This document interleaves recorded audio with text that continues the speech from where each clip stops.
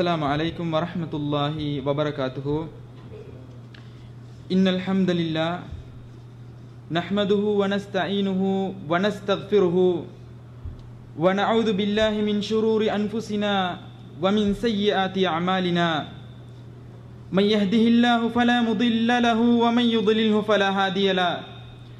أشهد أن لا إله إلا الله وحده لا شريك له وأشهد أن محمدا عبده ورسوله. أما بعد، يقول الله تعالى في محكم تنزيله العظيم بعد أعوذ بالله من الشيطان الرجيم بسم الله الرحمن الرحيم قل كل يعمل على شاكلته فربكم أعلم بمن هو أهدى سبيلا.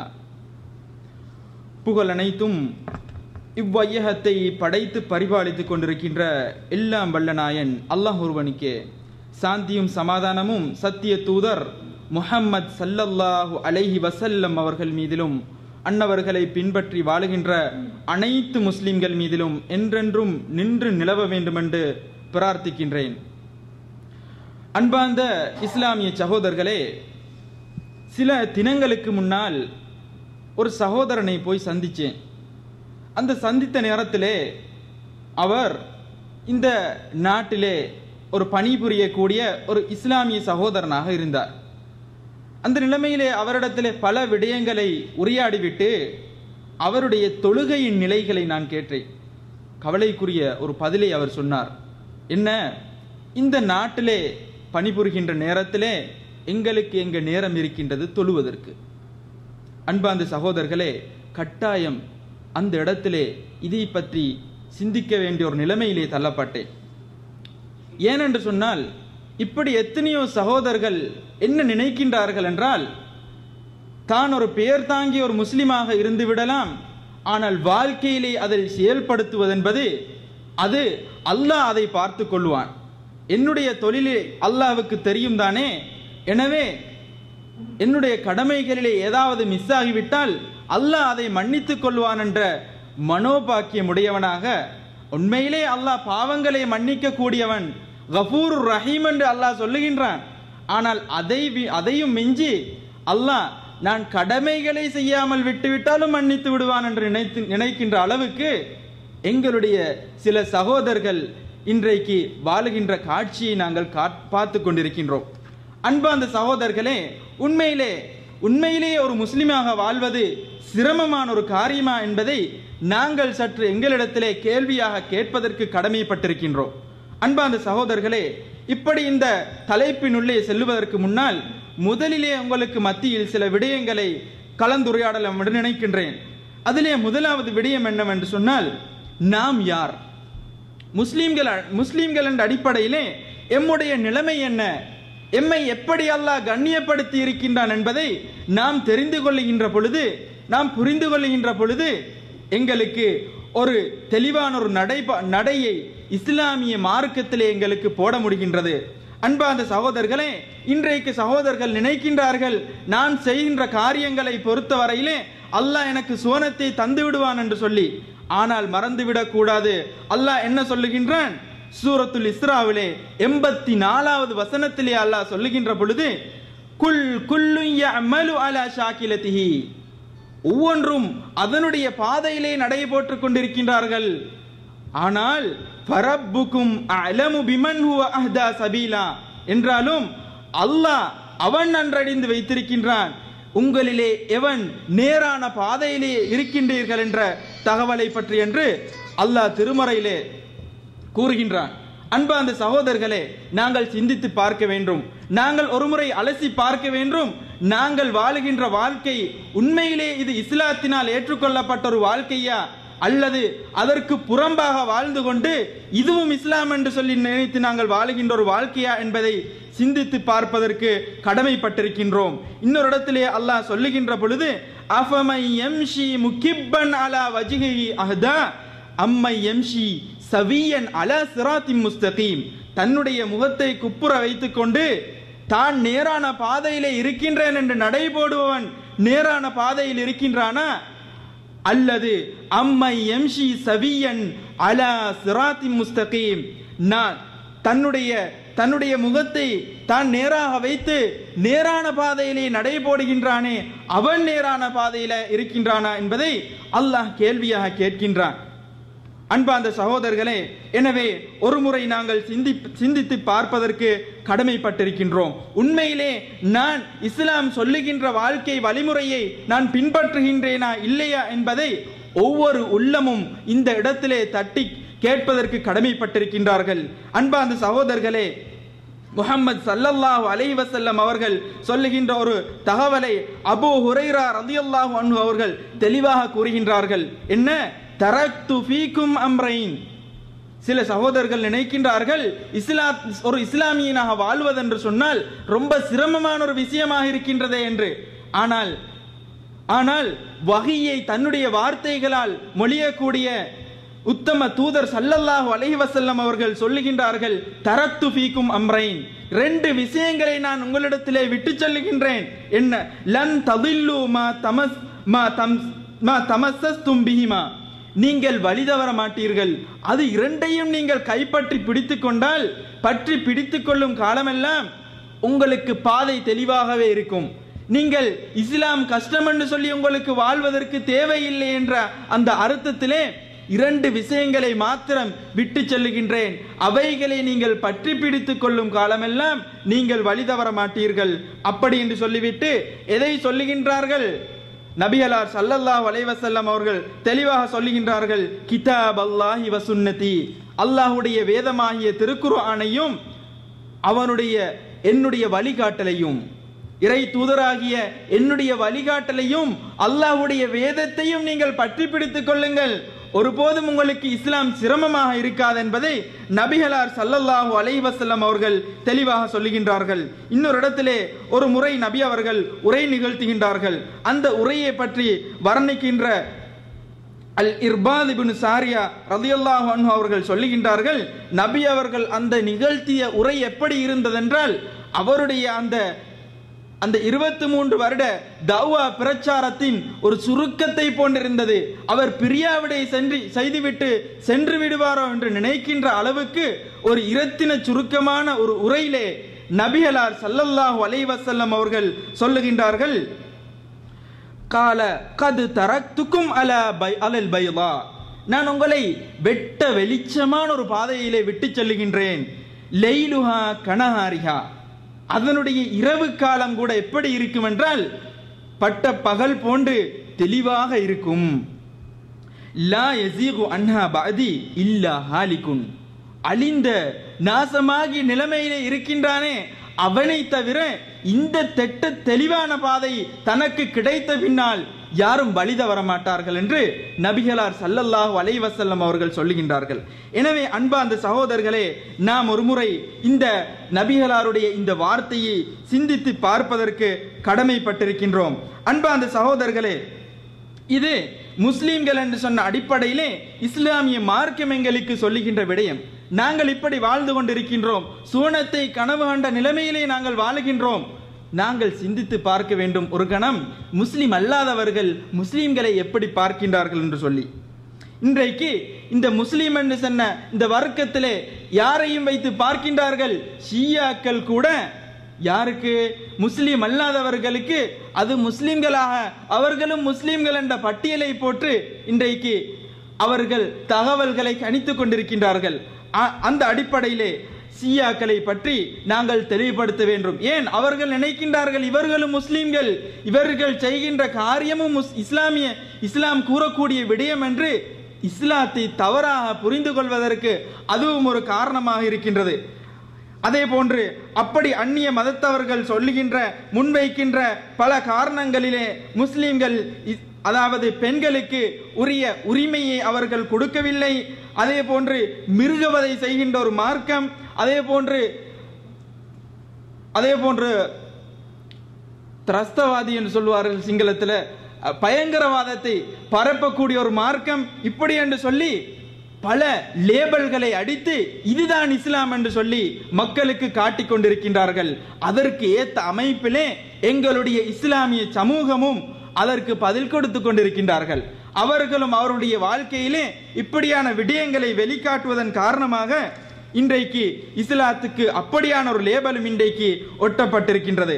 அன்பார்ந்த சகோதரர்களே, அதே போன்று எந்த அளவுக்கு இவர்கள் இஸ்லாத்தை குறித்து இஸ்லாத்தை குறிப்பாக வைத்து தாக்குகின்றார்கள் என்று சொன்னால், ஒருவர் தவறு செய்து விட்டால் அவர் எந்த மதத்தை சார்ந்தவர் என்று பார்த்து, அவர் ஒரு முஸ்லிமாக இருந்து விட்டால் அவருடைய பெயரை கூறவில்லை என்று சொன்னாலும், அவருடைய ஊரை போடவில்லை என்று சொன்னாலும் அவர் முஸ்லிம் என்பதை மறக்காமல் போட்டு விடுவார்கள்.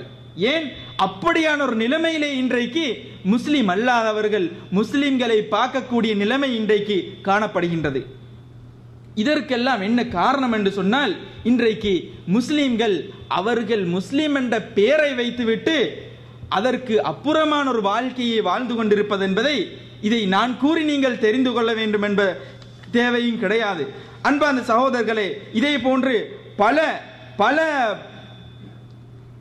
சந்தர்ப்பங்களிலே பல முறைகளிலே இஸ்லாத்தை அவர்கள் குறிப்பாக வைத்து தாக்குகின்ற காட்சியை நாங்கள் கண்டு கொண்டிருக்கின்றோம். எப்படி இருந்தாலும் இஸ்லாமிய மார்க்கம் எங்களுக்கு தெளிவாக எச்சரிக்கின்றது. என்ன? அந்நிய மதத்தவர்கள் விடயத்திலே தெளிவாக எச்சரிக்கின்ற விடயம் என்ன? அல்லாஹ் திருமறையிலே சொல்லுகின்ற பொழுது, சூரத்துல் மாயிதாவில் 51வது வசனத்திலே சொல்லுகின்ற பொழுது, யா ஐயுஹல்லதீன ஆமனு, விசுவாசம் கொண்டவர்களே, லா தத்தஹிதுல் யஹூத வன் நஸாரா, நீங்கள் யஹூதிகளையோ நஸாராக்களையோ அவுலியா பஅதுஹும் அவுலியா பஅத், நீங்கள் அவர்களை நேசர்களாக நீங்கள் எடுத்துக்கொள்ளாதீர்கள். வமை யதவல்ல மின்கும் ஃபஇன்னஹு மின்ஹும், யாரெல்லாம் இப்படி வரம்பு மீறி அவர்களை நேசர்களாக எடுத்துக்கொள்கின்றார்களோ ஃபஇன்னஹு மின்ஹும், அவர்களும் அவர்களை சார்ந்தவர்கள் என்று அல்லாஹ் எச்சரிக்கின்றான். ஏன் என்று சொன்னால், இன்றைக்கு நாங்கள் பார்க்கின்றோம், சில வேளைகளிலே சில சகோதரர்கள் ஒரு சில கருத்துக்கள் வித்தியாசத்தினால் சில முஸ்லிம் சகோதரர்களை ஒதுக்கி விடுவார்கள். எப்படி பார்ப்பார்கள்? தன்னுடைய மாற்று மத நண்பரை விட கீழ்த்தனமான ஒரு நிலைமையிலே வைத்து பார்க்கக்கூடிய காட்சியை இன்றைக்கு பார்க்கின்றோம். உண்மையிலே இப்படியான சில நிலைமைகள், இப்படியான சில காரணங்களினால் ஒரு முஸ்லிமுக்கு முஸ்லிமாக வாழ்வது கூட சிரமமான ஒரு நிலைமையை ஏற்படுத்தி இருக்கின்றது. எனவே சகோதரர்களே, நாங்கள் இந்த விடயத்தில் எச்சரிக்கையாக இருக்க வேண்டும். முஸ்லிம்கள் எங்களுக்கு மத்தியிலே எத்தனையோ உடன்படிக்கைகள் இருக்கின்றது, எங்களுக்கு மத்தியிலே எத்தனையோ தகவல்களை நாங்கள் பரிமாறி இஸ்லாம் எங்களுக்கு பல விடயங்களை சொல்லித் தருகின்றது.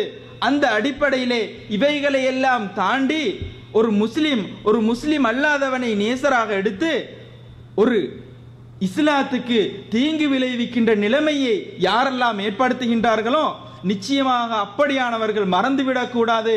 அவர்கள் அந்த மாற்று மத சகோதரனை சார்ந்தவர் என்பதை அல்லாஹ்வே திருமறையிலே சான்று பகர்கின்றான். அன்பார்ந்த சகோதரர்களே, இப்படி முஸ்லிம்கள் என்ற அடிப்படையிலே நாங்கள் ஒரு வட்டாரத்திலிருந்து சிந்திக்கின்றோம். முஸ்லிம் அல்லாதவர்கள் எது எப்படி இருந்தாலும் நாங்கள் நேரான பாதையிலே வாழுகின்றோம் என்று சொன்னாலும் அவர்கள் அதை தெளிவுபெற மாட்டார்கள். என்ன காரணம்? அவர்களுடைய உள்ளத்திலே ஆழ பதிந்திருக்கின்றது இஸ்லாத்தை பற்றிய தவறான கருத்துக்கள். எனவே அவைகளை நீக்கும் வரையிலே அவர்கள் ஒருபோதும் இஸ்லாத்தை நல்லெண்ணம் கொள்ள மாட்டார்கள். எனவே அந்த தவறான எண்ணங்களை நீக்குவது கூட முஸ்லிம்களாக வாழக்கூடிய எங்கள் மீது கடமை. அப்படியாக நாங்கள் நீக்குவதற்கு முயற்சி எடுக்கின்ற பொழுது நிச்சயமாக இஸ்லாம் என்பது பின்பற்றுகின்ற எங்களுக்கும் பின்பற்றாமல் பார்த்து கொண்டிருக்கின்ற மற்ற அந்நியவர்களுக்கும் அது ஒரு கடினமான ஒரு விடயமாக இருக்காது. சில வேளை அது ஒன்று கூட அவர்களை நேரான பாதையிலே இட்டுச் செல்வதற்கு வழிவகுத்து விடும் என்பதை நாங்கள் மறந்துவிடக் கூடாது. அன்பார்ந்த சகோதரர்களே, அந்த அடிப்படையில் அல்லாஹ் எங்களை தேர்ந்தெடுத்திருக்கின்றார். இந்த தேர்ந்தெடுப்பதற்கு அல்லாஹ்விடத்திலே நாங்கள் எந்த வரத்தை நாங்கள் அல்லாஹ்விடத்திலே இதற்காக வேண்டி எந்த முயற்சியை நாங்கள் செய்தோம் என்று பார்த்தால் ஒன்றும் செய்யவில்லை. நாங்கள் ஒரு அந்நிய மதத்திலே பிறந்திருந்தோம் என்று சொன்னால் நாங்கள் முயற்சி செய்து பல நூல்களை வாசித்து இஸ்லாம் தான் சரியான மார்க்கம் என்று இஸ்லாத்தை ஏற்றுக்கொண்டு இருப்போமா என்று பார்த்தால் அது ஒரு கேள்விக்குறி. அல்லாஹ் எங்களை பாதுகாத்தான். அந்த அடிப்படையிலே நாங்கள் ஒரு முஸ்லீமாக வாழ்ந்து கொண்டிருக்கின்றோம். முஸ்லீமாக வாழ்ந்து கொண்டிருக்கின்ற நிலைமையிலே கூட ஃப்ரீயாக எங்களுக்கு இஸ்லாம் என்று சொல்லக்கூடிய அந்த டிக்கெட் கிடைத்திருக்கிறது. அந்த நிலைமையிலே இதனுடைய பிரயோசனத்தை, இதனுடைய மகத்துவத்தை உணராமல் சில சகோதரர்கள் என்ன சொல்லுகின்றார்கள், முஸ்லிமாக வாழ்வது சிரமமாக இருக்கின்றது என்று, அல்லது இஸ்லாமிய வழக்க வழிபாடுகளை பின்பற்றுவது கடினமாக இருக்கின்றது என்று இஸ்லாத்தை நொந்து கொள்ளுகின்ற காட்சியை காணுகின்றோம். அன்பார்ந்த சகோதரர்களே, இந்த நிலைமை எங்களிடத்திலிருந்து மாற வேண்டும். ஏனென்று சொன்னால், நாங்கள் நினைக்க கூடாது லா இலாஹ இல்லல்லாஹ் முஹம்மது ரசூலுல்லாஹ் என்று சொல்லிவிட்டால் சுவர்க்கத்தினுள்ளே எப்படியாவது போய்விடலாம் என்று இறுதி முடிவை நாங்கள் பயப்பட வேண்டும். அல்லாஹ் எங்களுடைய இறுதி முடிவை எப்படி உருவாக்கி வைத்திருக்கின்றான் என்பதை நம்ம யாருக்கும் தெரியாது, மறைக்கப்பட்டிருக்கின்றது. அந்த அடிப்படையிலே நாங்கள் அதற்கு பயந்து ஒவ்வொரு நொடிப்பொழுதிலும் உண்மையான ஒரு முஸ்லீமாக நான் வாழ வேண்டும் என்ற ஏக்கத்திலே நாங்கள் இருக்க வேண்டும். அன்பார்ந்த சகோதரர்களே, நாங்கள் எங்களுக்கு ஓரளவு தெரியும், எங்களுக்கு ஓரளவு கன்ஃபார்மாக இருக்கின்றது இஸ்லாம், ஓரளவு அதைவிடவும் தாண்டி உறுதியாக இருக்கின்றது இஸ்லாம் உண்மையான மார்க்கம் என்பதை. அன்பார்ந்த சகோதரர்களே, நாங்கள் சற்று பின்னே சென்று பார்ப்போம். அன்று சஹாபாக்கள் இஸ்லாத்தை ஏற்றுக்கொண்ட நிலைமை எப்படி இருந்திருக்கும்? ஒருவர் சொல்லுகின்றார், ஒருவர் தன்னை தூதர் என்று சொல்லுகின்றார், அவருக்கு வானத்திலிருந்து தகவல்கள் வருகின்றது என்று சொல்லுகின்றார்கள். அவர்கள் எதை வைத்து இஸ்லாத்தை ஏற்றுக்கொண்டார்கள்? அவர்களுக்கு அல்லாஹ் நேர்வழி காட்டினான், அந்த நேர்வழியிலே அவர்கள் உறுதியாக இருந்தார்கள். அதன் பொழுது வந்த நோவினைகளை அவர்கள் இன்பமாக ஏற்றுக்கொண்டார்கள். அதனால் தான் அப்படிப்பட்ட உத்தம சஹாபாக்களை ரலியல்லாஹு அன்ஹும் வரது அன்ஹு என்று அல்லாஹ் திருமறையிலே அவர்களை போற்றுகின்றான். அன்பார்ந்த சகோதரர்களே, இப்படியான ஒரு இடத்திலே அவர்கள் அன்று பட்ட துன்பங்களை நாங்கள் சற்று அலசி பார்ப்பது எங்கள் மீது கட்டாயமாக இருக்கின்றது. ஏன்? எங்களுடைய சில சகோதரர்கள் இஸ்லாத்தை பின்பற்றுவது சிரமமாக இருக்கின்றது என்று சொல்லுகின்ற காரணத்தினால். அன்பார்ந்த சகோதரர்களே, அப்படி இஸ்லாத்தை ஏற்றுக்கொண்ட சஹாபா தோழர்களிலே அம்மார் இப்னு யாசிர் ரலியல்லாஹு அன்ஹு, அவருடைய குடும்பம், அதே போன்று பிலால், சுஹைப், ஹப்பாப் இப்னு அரத் ரலியல்லாஹு அன்ஹும் அஜ்மஈன், இப்படிப்பட்ட சஹாபா தோழர்கள், சஹாபா தோழியர்கள் அவர்கள் பல விதத்திலே வேதனை செய்யப்பட்டார்கள். அவர்களுக்கு நோவினையை ஏற்படுத்தக்கூடிய வார்த்தைகள் திட்டினார்கள். இதிலே அவர்கள் சலித்து போகவில்லை, அவர்கள் உறுதியாகவே இருந்தார்கள். ஏன்? தான் வைத்திருக்கின்ற கால் உறுதியான சுவனத்தை பெற்றுத்தரக்கூடியது என்பதிலே நம்மை விட அவர்கள் தெளிவாக இருந்தார்கள். நமக்கு தெரியும் ஃபத்ஹு மக்கா ஏற்பட்டு விட்டது, அதன் பின்னால் பல வெற்றிகள் ஏற்பட்டது, அல்லாஹ் பல உதவிகளை செய்தான் என்று சொல்லி. ஆனால் அந்த நிலைமையிலே இருந்த சஹாபாக்களுக்கு யார் அறிவித்தது பிற்காலத்திலே பெரிய வெற்றிகளை ஏற்படுத்தக்கூடிய ஒரு முயற்சி இது என்று சொல்லி? ஆனால் அன்றைக்கு அவர்கள் உறுதியாக இருந்தார்கள். அவர்களுக்கு அல்லாஹ் போதிய கூலியை அல்லாஹ் கொடுப்பதற்கு போதுமானவனாக இருக்கின்றார். அன்பார்ந்த சகோதரர்களே, அந்த அடிப்படையிலே அம்மார் இப்னு யாசிர் ரலியல்லாஹு அன்ஹு அவர்கள் அவருடைய சகோதரர் அப்துல்லா, அதே போன்று அவருடைய தாய் சுமையா ரலியல்லாஹு அன்ஹும், இவர்கள் பல விதத்திலே வேதனை செய்யப்பட்டார்கள். ஒரு முறை நபி அவர்கள் வேதனை செய்யப்படுகின்ற அந்த நேரத்திலே அவர்களுக்கு அருகாமையில் நடந்து செல்கின்ற பொழுது அவர்கள் சித்திரவதை செய்யப்பட்டு கொண்டிருந்தார்கள். அந்த நேரத்திலே நபி அவர்கள் சொல்லுகின்றார்கள், சப்ரன் ஆல யாசிர். யார் சொல்லுகின்றார்கள்? யார் சொல்லி இஸ்லாத்தை ஏற்றுக்கொண்டாரோ அப்படிப்பட்ட அந்த நபியார் ஸல்லல்லாஹு அலைஹி வஸல்லம் அவர்கள் வேதனை செய்யப்படுகின்றார்களே என்று சொல்லி அவர்களை அடித்து துரத்துகின்ற அளவுக்கு கூட அவர்களிடத்திலே பலம் இருக்கவில்லை. நபி அவர்கள் வார்த்தையினால் சொல்லுகின்றார்கள், சப்ரன் யா ஆல யாசிர் ஃபஇன்ன மௌஇதகுமுல் ஜன்னah, நிச்சயமாக நீங்கள் பொறுமையாக இருங்கள், இந்த பொறுமை உங்களுடைய நிச்சயமாக நீங்கள் ஒதுங்கக்கூடிய இடம் சுவனமாகவே இருக்கின்றது என்று அந்த வார்த்தையினால் தன்னை ஆறுதல் படுத்திக் கொண்டார்கள். இது அன்று வாழ்ந்த சஹாபாக்கள் அவர்களுடைய வாழ்க்கை, அவர்கள் எங்களுக்கு வைத்துவிட்டு சென்ற அந்த வரலாறு நமக்கு சொல்லுகின்ற படிப்பினை. சகோதரர்களே, இப்படியே இந்த நோவினையின் காரணமாக யாசிர் ரலியல்லாஹு அன்ஹு அவர்கள் மரணித்து விடுகின்றார்கள். வேதனையின் உச்சகட்டத்தையும் தாண்டி விட்ட பொழுது கூட சுமையா ரலியல்லாஹு அன்ஹு அவர்கள் சலித்து விடவில்லை. இதன் காரணத்தினால் அபூ ஜஹல் என்ன செய்கின்றார், அதாவது அபி ஹுதைஃபா இப்னு முகீரா என்று சொல்லக்கூடிய அவருடைய அதாவது அவர் அபூ ஜஹலுடைய சாச்சாவாக இருந்தார். எனவே அந்த அபூ ஜஹலுக்கு இந்த அபூ ஹுதைஃபா என்று சொல்லக்கூடியவர் அந்த சுமையா ரலியல்லாஹு அன்ஹா அவர்களை ஒப்படைக்கின்றார்கள். இவருக்கு நான் பல முறையிலே சொல்லி பார்த்தேன், இவர் திருந்துற வாக்கு கிடையாது, நீங்கள் எடுத்து வேதனை செய்யுங்கள் என்று சொல்லி அவரிடத்திலே ஒப்படைக்கின்றார். இந்த நேரத்திலே பல வார்த்தைகளினால் அபூஜகில் திட்டிவிட்டு எந்த அளவுக்கு திட்டுகின்றார் என்று சொன்னால், நீ இஸ்லாத்துக்கு போனதன் காரணம் முகம்மதுடைய அழகை கண்டுவிட்டு, முகம்மதுடைய அழகு உன்னை மயக்க செய்து விட்டது, அதனால் தான் நீ இஸ்லாத்துக்கு போனாய் என்று கூட திட்டி பார்க்கின்றார்கள். அதுவும் அவர்கள் சலிக்கவில்லை. இறுதியிலே என்ன செய்கின்றார்கள்? அவர்களை ஒரு அம்பை எடுத்து அவர்களை குற்றி விடுகின்றார்கள். அந்த நேரத்திலே அந்த பெண்மணி ரலியல்லாஹு அன்ஹா ஷஹீதாக்கப்படுகின்றார்கள். இது அன்று வாழ்ந்த சஹாபா தோழியர்கள் நமக்கு சொல்லுகின்ற கதையாக இருக்கின்றது. இப்படியே பார்க்கின்ற பொழுது பிலால் ரலியல்லாஹு அன்ஹு அவர்களுடைய பற்றி எங்களுக்கு தெரியும். எந்த அளவுக்கு என்று சொன்னால், அவர்களை வேதனை செய்த அந்த உமையத் இப்னு கலஃப் என்று சொல்லக்கூடிய அந்த மனிதன் என்ன செய்கின்றார்? பிலால் ரலியல்லாஹு அன்ஹு அவர்களை ஒரு நாள் 2 நாள் தண்ணீர் கொடுக்காமல் அப்படியே விடுவார்கள். அப்படியே விட்டுவிட்டு இறுதியிலே என்ன செய்வார்? மறுநாளைக்கு அவரை பாலைவனத்துக்கு இட்டு சென்று அந்த பாலைவனத்திலே கடும் வெயிலிலே அவரை படுக்க வைத்து இப்படி பாறாங்கல்லை அவர் மீது ஏற்றிய சம்பவங்களுக்கு மாத்திரம் இன்றைக்கு புத்தகங்களுக்கு மாத்திரமாக, கதைகளுக்கு மாத்திரமாக இன்றைக்கு போயிருக்கின்றது. இந்த அளவுக்கு நோவினைகள் வேதனைகள் செய்யப்பட்டு நாங்கள் இஸ்லாத்தை பின்பற்றுகின்றோமா? அன்பார்ந்த சகோதரர்களே, அல்லாஹ் எங்களுக்கு ஏராளம் வாய்ப்புகளை தந்திருக்கின்றார். ஆனால் மறந்துவிடக் கூடாது, இந்த விடயத்துக்காக நாங்கள் அல்லாஹ்விடத்திலே கேள்வி கேட்கப்பட போவோம். அல்லாஹ் திருக்குர்ஆன்ல என்ன சொல்லுகின்றான்? லதுஸ் அலுன்ன யௌமஇதின் அனின் நஈம். இன்பங்களை பற்றி அல்லாஹ்விடத்திலே மறுமை நாளிலே நீங்கள் விசாரிக்கப்படுவீர்கள். இது அல்லாஹ் சொல்லுகின்ற வார்த்தை. இஸ்லாத்தை எந்த கஷ்டமும் சிரமமும் இல்லாமல் பின்பற்றுகின்றோமே, இதையும் விட வேறு இன்பம் இருக்கின்றதா? சுவனத்துக்கு செல்லக்கூடிய பாதை அன்று கடினமாக இருந்தது, இன்று இலேசாக்கப்பட்டிருக்கின்றது. அந்த நிலைமையில் கூட ஒரு முஸ்லிம் இஸ்லாத்தை பின்பற்றுவது கஷ்டமாக இருக்கின்றது என்று சொல்லுகின்ற வார்த்தையில் இருக்கின்றதே. அல்லாஹ் எங்களை பாதுகாக்க வேண்டும். அல்லாஹ் எங்களுக்கு நேர்வழியை காட்டிய பின்னால் நாங்கள் இப்படியான நிலைமையிலே நாங்கள் தள்ளப்படுவது மிகவும் கவலையாக இருக்கின்றது.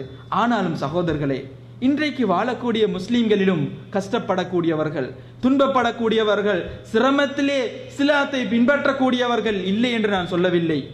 அந்த நிலைமையை அல்லாஹ்வை அறிந்தவன்.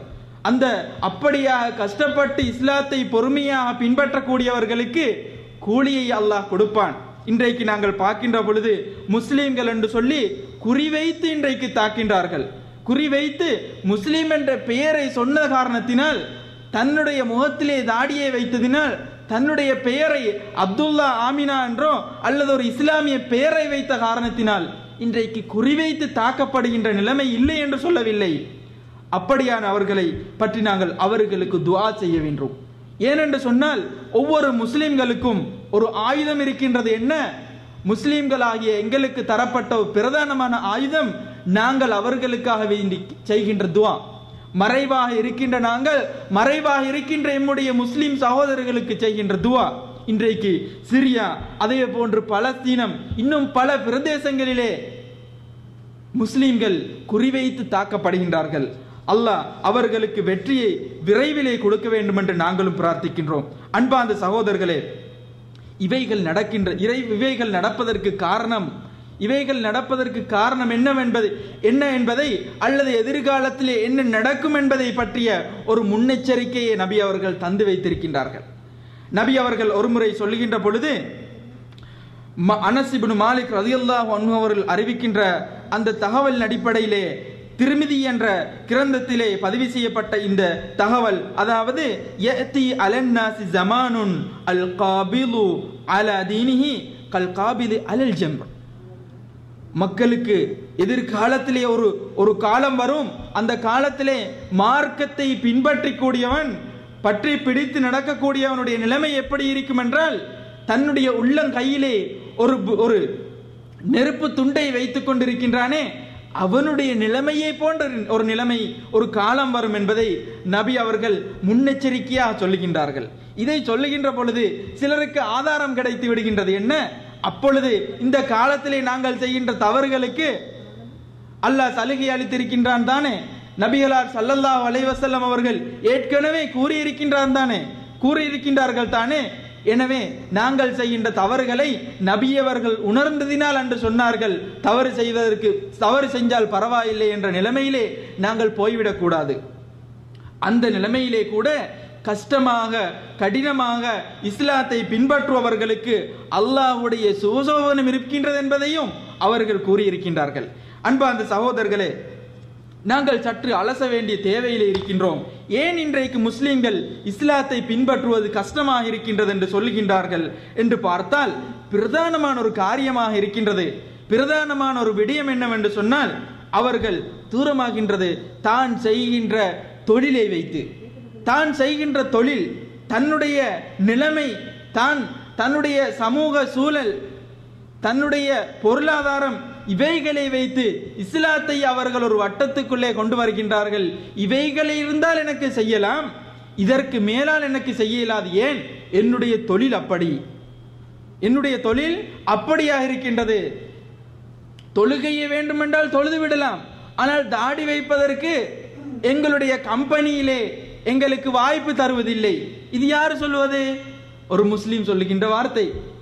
எங்களுக்கு எப்படி வேண்டுமென்றாலும் ஒரு முஸ்லிமாக வாழ்ந்து விடலாம், சில விடயங்களை பின்பற்றலாம், ஆனால் கரண்டை காலுக்கு மேலால் ஆடை அணிவது சிரமமாக இருக்கின்றது.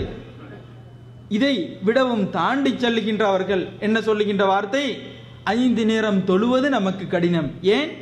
நாம் இரவிலே தாமதமாகி வருகின்றோம். இரவிலே தாமதமாகி வந்துவிட்டால் அதன் பின்னால் எமக்கு நித்திரைக்கு நாம் செல்லுகின்ற நேரம் ரொம்பவும் தாமதமாக இருக்கின்றது. அதன் பின்னால் சுபகு நமக்கு விடுபடுகின்றது. இது யார் சொல்லுகின்றார்கள்? ஒரு முஸ்லிம் சொல்லுகின்ற வார்த்தை. அன்பார்ந்த சகோதரர்களே, உண்மையிலே இப்படியான முறையிலே நாங்கள் செய்திருந்தால், இப்படியான முறையிலே நாங்கள் இஸ்லாத்தை நினைத்திருந்தால் ஒரு வட்டத்துக்குள்ளே வைத்து தவறாக இருக்கின்றது. அன்பார்ந்த சகோதரர்களே, அன்று சஹாபாக்கள் தான் திருமணம் முடித்த ஒரு புது மாப்பிள்ளையாக இருந்து கொண்டு கூட இஸ்லாத்தின் போருக்காக வேண்டி அழைப்பு விடுக்கப்பட்ட நேரத்திலே அவர்களை யுத்த காலத்துக்கு வர வைத்தது என்ன? தான் இஸ்லாத்தை ஏற்றுக்கொண்ட ஒரே காரணத்தினால் வீட்டினால் துரத்தப்பட்டார்கள்.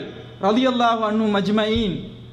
அப்படியான அவர்களுக்கு அப்படி வீட்டை விட்டு வெளியேறுங்கள், பிற்காலத்திலே உங்களுக்கு பெரிய வெற்றி இருக்கின்றது என்று கூறியது யாரு? அவர்கள் ஏற்றிருந்த கொள்கையிலே உறுதியாக இருந்தார்கள், உண்மையான ஒரு முஸ்லிமாக இருந்தார்கள்.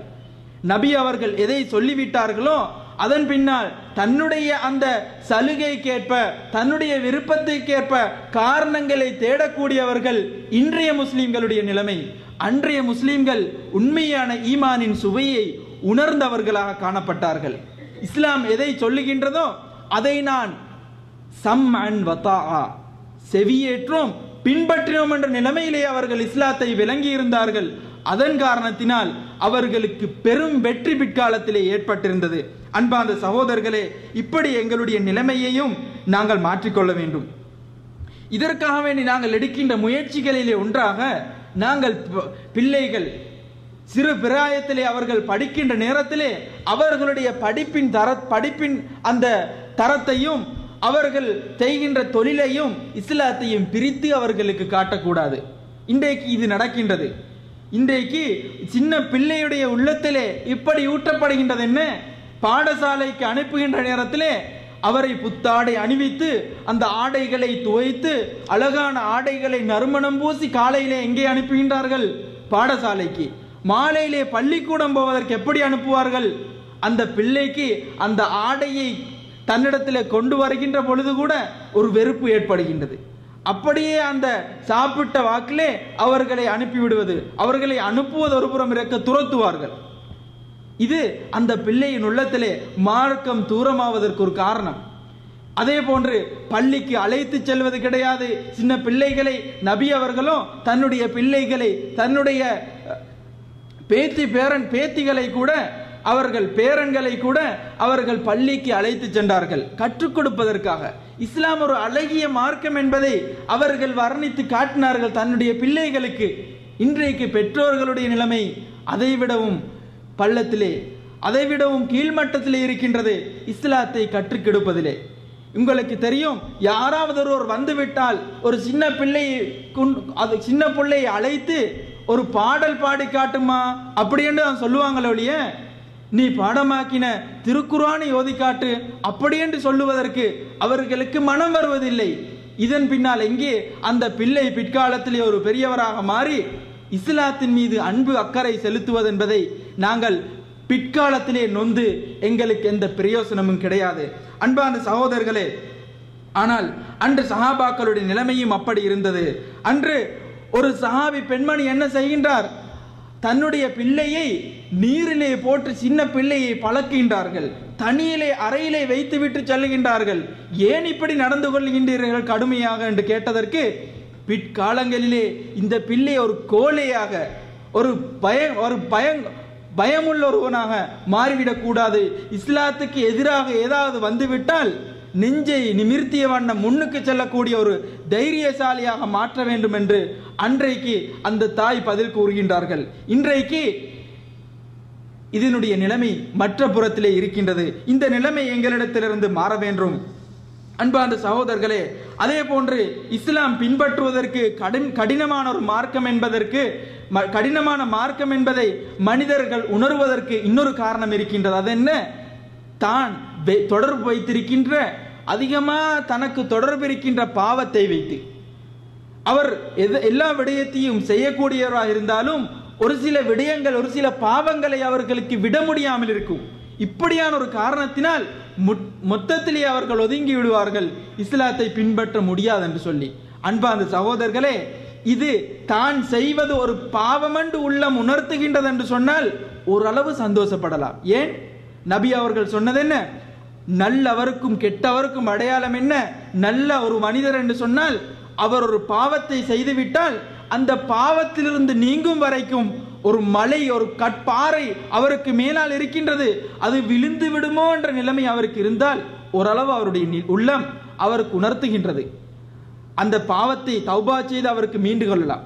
ஆனால் கெட்ட ஒரு மனிதனுக்குடைய உதாரணம் என்ன, செய்வது தவறு, பெருந்தவறாக இருந்தாலும் தவறை செய்துவிட்டு எப்படி அவருடைய ஃபீலிங் இருக்கும், அவருக்கு முன்னால் பறந்து போகின்ற ஒரு கொசுவை போன்றிருக்கும். இந்த நிலைமை வந்துவிட்டால் தௌபாவை செய்து நாங்கள் பழைய நிலைமைக்கு சென்று விட வேண்டும். அன்பார்ந்த சகோதரர்களே, அந்த அடிப்படையிலே எங்களுடைய உயிர், எங்களுடைய தொண்டை குழி வரும் வரைக்கும் அல்லாஹ் பாவத்தை, தௌபாவை ஏற்றுக்கொள்வதற்கு வாய்ப்பை தந்திருக்கின்றான். ஆனால் அதையும் தாண்டிவிட்டால், அந்த இடத்துக்கு எங்களுடைய உயிர் வந்துவிட்டால் அதன் பின்னால் தௌபாக்கள் ஏற்றுக்கொள்ளப்பட மாட்டாது. எனவே சகோதரர்களே, இன்றிலிருந்து விரைய வேண்டும். நாங்கள் பட்டியல் போட்டு பார்க்க வேண்டும், ஒரு முறை சுய விசாரணை செய்ய வேண்டும். உண்மையான முஸ்லிமாக இருக்கின்றேனா அல்லது பெயருக்கு முஸ்லிமாக இருக்கின்றேனா என்பதை அந்த அடிப்படையிலே அல்லாஹ் எனக்கும் உங்களுக்கும் அருள் புரிய வேண்டும், ஒரு உண்மையான ஒரு முஸ்லிமாக வாழ்வதற்கு.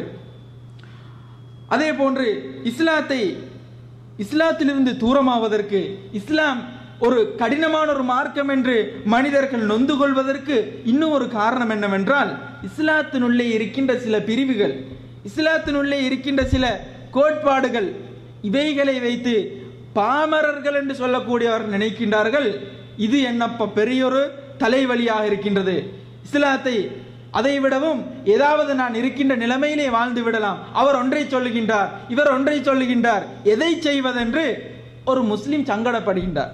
அன்பார்ந்த சகோதரர்களே, ஒரு போதும் அல்லாஹ் கேட்க மாட்டான் நீ எந்த இயக்கத்திலே இருந்தா என்று.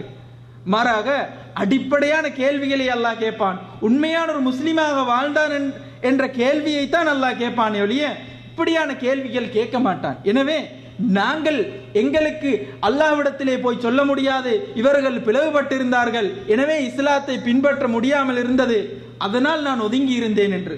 மாறாக நபிகளார் முன்னே நான் கூறிய அந்த அடிப்படையிலே நபிகளார் தெளிவாக கூறிவிட்டார்கள், எங்களுக்கு நேரான பாதை, தெளிவான பாதையிலே நாங்கள் வாழ வேண்டுமா, எதிரெண்டும் இருக்கின்றது, கிதாப் அல்லாஹி வ சுன்னah, அல்லாஹ்வுடைய வேத நூல், அது இன்றைக்கு மொழிபெயர்க்கப்பட்டிருக்கின்றது, நபிகளாருடைய வாழ்க்கை வழிமுறை இன்றைக்கு அது தெளிவுபடுத்தப்பட்டிருக்கின்றது.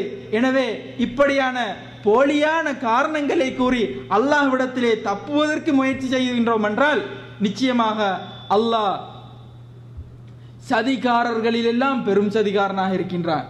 அந்த அடிப்படையிலே அல்லாஹ்விடத்திலே நாங்கள் பாதுகாப்பு தேட வேண்டும். இப்படியான நிலைமைகளை விட்டும் நாங்கள் ஒதுங்குவதற்கு முயற்சி செய்ய வேண்டும். அன்பான சகோதரர்களே, இது ஒரு பொதுவான ஒரு நோக்காக இருக்கின்றது. அதே போன்று இப்படியான இஸ்லாத்தை விட்டும் ஒதுங்குவதற்கு ஒரு முக்கியமானதும் பிரதானமானதும் காரணம் என்னவென்று சொன்னால் அதுதான் எங்களுடைய ஈமான். எங்களுடைய ஈமான் அதனுடைய சுவையை, அதாவது எங்களுடைய உள்ளம் ஈமானின் சுவையை இதுவரை உணரவில்லை. நாங்கள் உணர்ந்து வைத்திருக்கின்றோம் என்ன, எந்த இடங்களிலே நல்ல உணவுகள் இருக்கின்றது என்பதை எங்களுடைய நாவு உணர்ந்து வைத்திருக்கின்றது.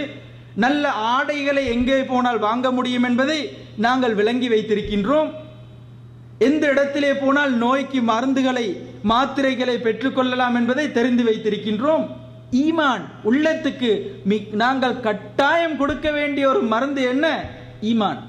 அதனுடைய சுவையை நாங்கள் உணராத காரணத்தினால் இப்படி விலகி சென்று கொண்டிருக்கின்றோம் என்பதைத்தான் நாங்கள் இந்த இடத்திலே புரிந்து கொள்ள வேண்டும்.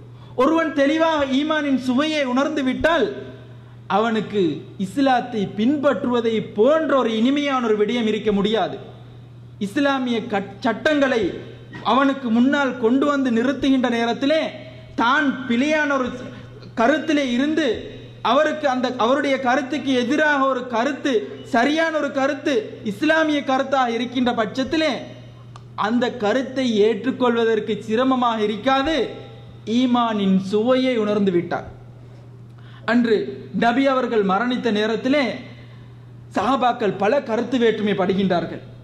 ஒருவர் சொல்லுகின்றார்கள் இந்த இடத்திலே அடக்க வேண்டும் என்று, இன்னொருவர் சொல்லுகின்றார் இல்லை அவர் மக்காவிலே இருந்து வந்தவர் மக்காவுக்கு கொண்டு போக வேண்டும் என்று, அல்லது இப்படி என்று சொல்லுகின்ற நேரத்திலே அனைத்து மனிதர்களுக்கும் அனைத்து கருத்துக்களும் ஒரு கருத்தாக வருவதற்கு என்ன காரணம்?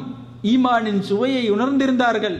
அல்லாஹ்வும் அல்லாஹ்வுடைய தூதரும் எதை கூறினார்களோ அதை பின்பற்றுவதற்கு உடனே அதற்கு சரணடைவதற்கு தயாரான நிலைமையிலே அவர்களுடைய உள்ளம் பக்குவமாக இருந்தது. அபூபக்கர் ரலியல்லாஹு அன்ஹு அவர்கள் சொல்லுகின்றார்கள், இன்னக்க மையித்துன் வ இன்னஹும் மையித்தூன். அதிலே ரெண்டு விஷயம் இருக்கின்றது. ஒன்று எங்கே அடக்குவது, அதற்கு முன்னால் இருந்த பிரச்சனை இவர் மரணித்தாரா இல்லையா என்பது. அந்த மரணித்தாரா இல்லையா என்ற கேள்விக்கு பதில் ஒரு குர்ஆன் வசனமே அமைந்து விட்டது. இன்னக்க மையித்துன் வ இன்னஹும் மையித்தூன். இன்றைக்கு அப்படி நிலைமையா? இல்லை. நீங்கள் ஹதீஸ் கொண்டு வருகின்றீர்களா? எங்களிடத்திலும் ஹதீஸ் இருக்கின்றது. அன்பான சகோதரர்களே, ஒரு போட்டியாக இருக்கின்றது. இந்த நிலைமை மாற வேண்டும்.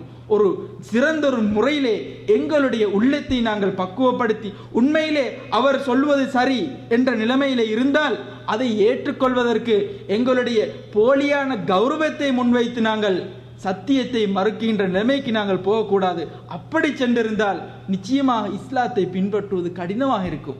ஆனால் அதனால் தான் நபிகளார் ஸல்லல்லாஹு அலைஹி வஸல்லம் அவர்கள் தெளிவாக கூறுகின்ற பொழுது, அனஸ் பின் மாலிக் ரலியல்லாஹு அன்ஹு அன் நபி ஸல்லல்லாஹு அலைஹி வஸல்லம் قال ثلاث من كن فيه وجد حلاوة الإيمان.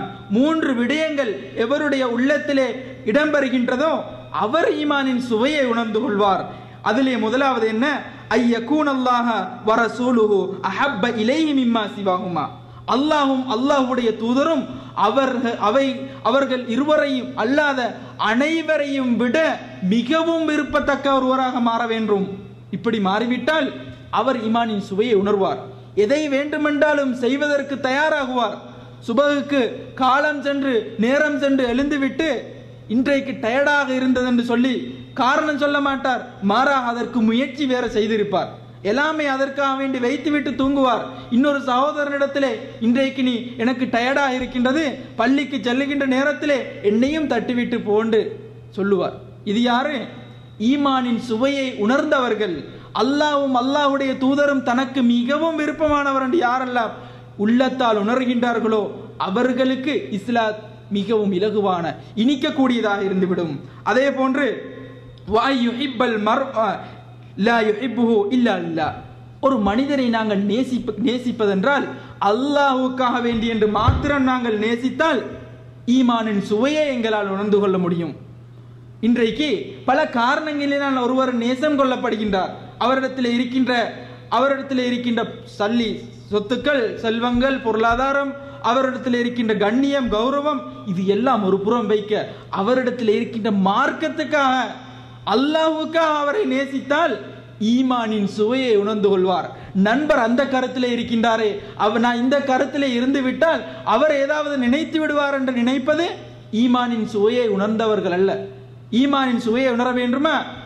நாங்கள் தெளிவாக சத்தியம் எங்களுக்கு தெளிவாக்கப்படுகின்ற நேரத்திலே அந்த கருத்துக்கு செல்ல வேண்டும். இப்படியானவர்கள் ஈமானின் சுவையை உணர்வார்கள். மூன்றாவது விடயம் என்ன?